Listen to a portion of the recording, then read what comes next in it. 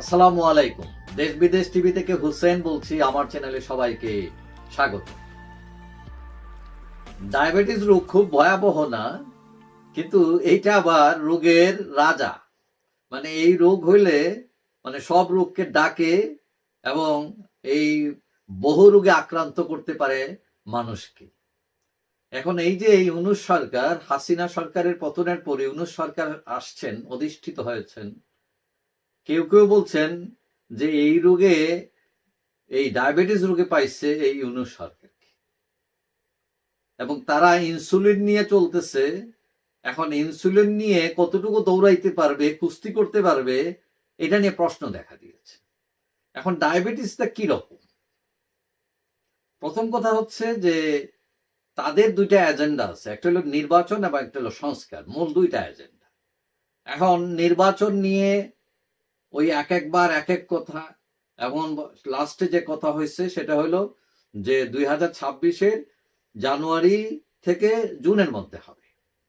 এখন নির্বাচন নিয়ে প্রথমেই যে আশঙ্কা দেখা দিয়েছে সেটা হলো যে বাংলাদেশের রাজনীতিতে 50% প্রতিনিধিত্ব করে যেসব দল, বিশেষ করে আওয়ামী লীগ, জাতীয় পার্টি এবং 14 দল, তাদেরকে রাজনীতি বা নির্বাচন থেকে বাইরে রাখার একটা চেষ্টা হচ্ছে। এবং এই 50% প্রতিনিধিত্বকারী দলকে যদি বাদ দেওয়া হয় তাহলে এই নির্বাচন গ্রহণযোগ্য হবে কিনা এবং নির্বাচন করলেও সেটা কয়দিন টিকে থাকবে, এগুলো নিয়ে প্রশ্ন দেখা দিয়েছে।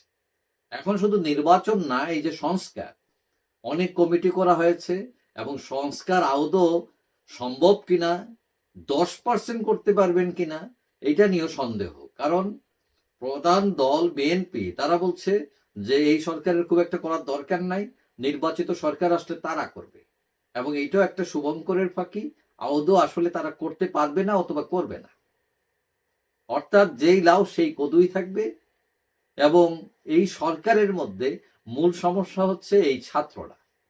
এরা একবার এক এক কথা বলে এবং সরকারকে অস্থিতিশীল করে তুলছে।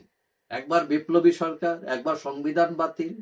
এখন গতকালকে দেখলাম এক ছাত্র নেতা বলতেছেন যে সাংবাদিক ইলিয়াস হোসেনকেও উপদেষ্টা বানাইতে হবে। কয়দিন পর বলেন পিনাকি ভট্টাচার্য করতে হবে।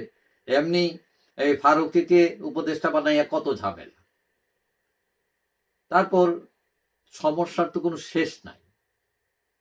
দ্রব্যমূল্য বাড়তেছে, পুলিশ নাই, শিল্প কারখানা বন্ধ হয়ে যাচ্ছে, ব্যাংকিং সেক্টরে প্রবলেম, বেকারত্ব বাড়ছে, রাজনৈতিক অস্থিতিশীলতা। তো এখন ডায়াবেটিস এদের হয়েছে বা তারা এই রোগে আক্রান্ত বললেও কম হয়ে যায়। এখন এই সরকারের যদি ডায়াবেটিস হয়ে থাকে তাহলে এই ডায়াবেটিসটা কি রকম?